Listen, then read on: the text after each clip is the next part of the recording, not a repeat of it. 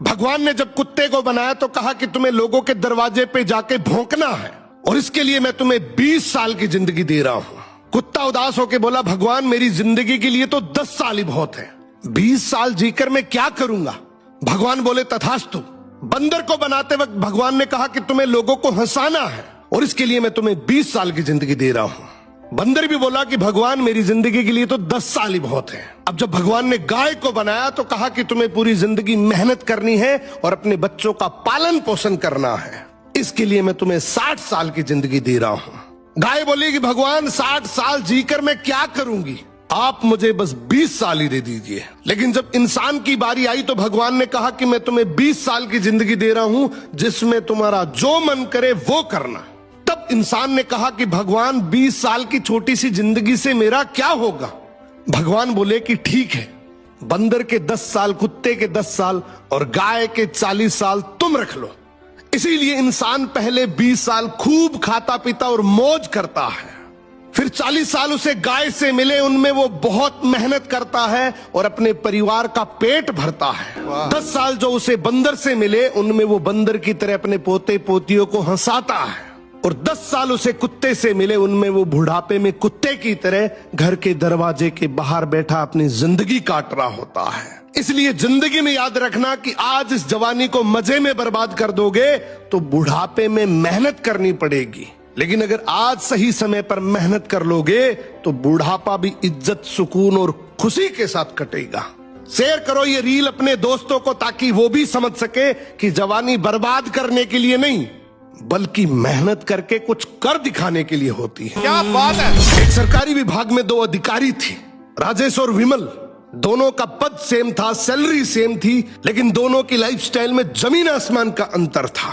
राजेश अपनी ईमानदारी के लिए जाना जाता था। वो पुरानी बाइक से ऑफिस आता, सादा कपड़ा पहनता और महीने के अंत में बजट संभालना पड़ता था। इसकी सबसे बड़ी कमाई थी पीस ऑफ माइंड। इसका सर जैसे ही तकिए पर पड़ता तुरंत नींद आ जाती। दूसरी तरफ ये विमल भाई साहब, इनका जिंदगी का बस एक ही मूल मंत्र था, मौका मिले और पैसा ना खाए वो ही मूर्ख है। उसके पास आलीशान गाड़ी, पोस्ट इलाके में बंगला और हर फाइल के बदले टेबल के नीचे मोटा लिफाफा।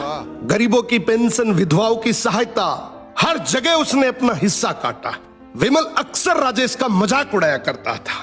राजेश तो ये ईमानदारी का चोला पहनकर जिंदगी भर साइकिल ही चलाता रहेगा, मुझे देख 5 साल में सब कुछ बना लिया।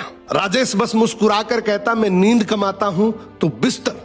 अब कर्म का हिसाब देर से खुलता है, लेकिन जब खुलता है तो ब्याज सहित लौटता है। विमल के बेटे का जन्मदिन था, तोहफे में उसने बेटे को एक महंगी सुपर बाइक दी।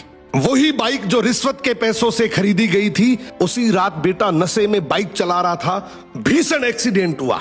विमल का फोन बजा, उसके होश उड़ गए। डॉक्टर बोला आपका बेटा कोमा में है, हालत गंभीर है, कई सर्जरी होगी, लाखों का खर्च आएगा। विमल चीख पड़ा, पैसे की चिंता मत करो, बस मेरे बेटे को बचा लो।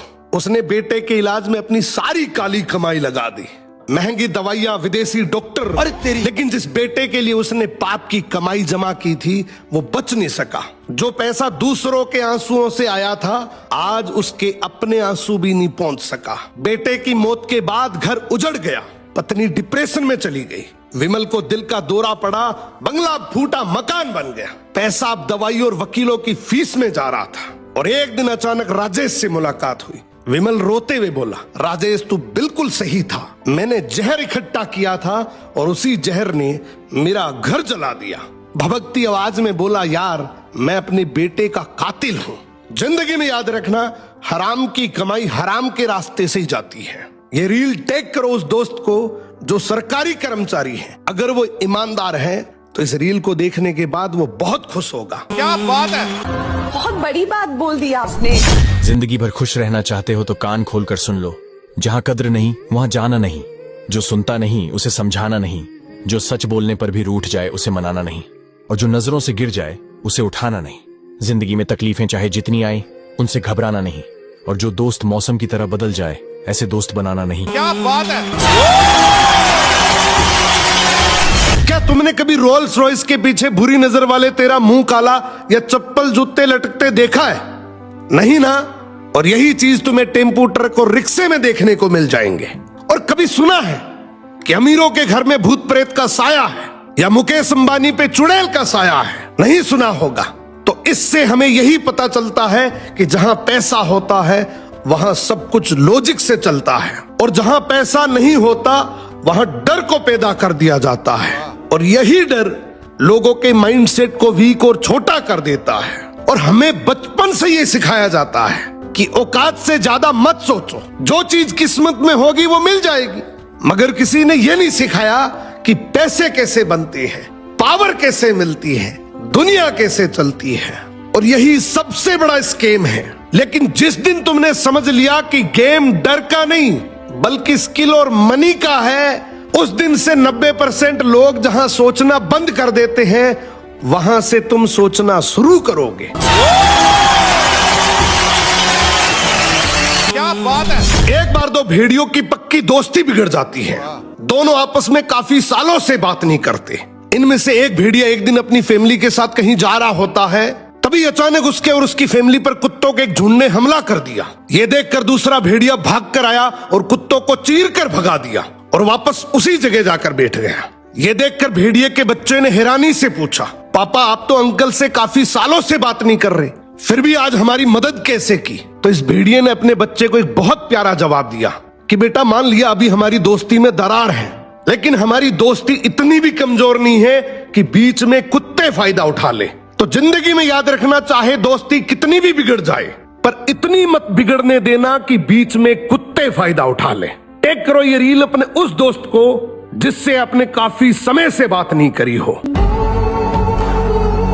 क्या बात है। हर घर में एक ऐसा सीधा साधा बेटा जरूर होता है जो परिवार का भला करते करते अपनी उम्र और कमाई दोनों खर्च कर देता है, और मतलब निकल जाने के बाद बुरा भी उसी को बना दिया जाता है। याद रखना, हर बार सिर्फ औलाद ही गलत नहीं होती, कुछ घरों में माँ बाप भी गलत होते हैं जो अपनी ही औलाद में भेदभाव का जहर घोलते हैं। कड़वा है मगर यही सच है। क्या बात है।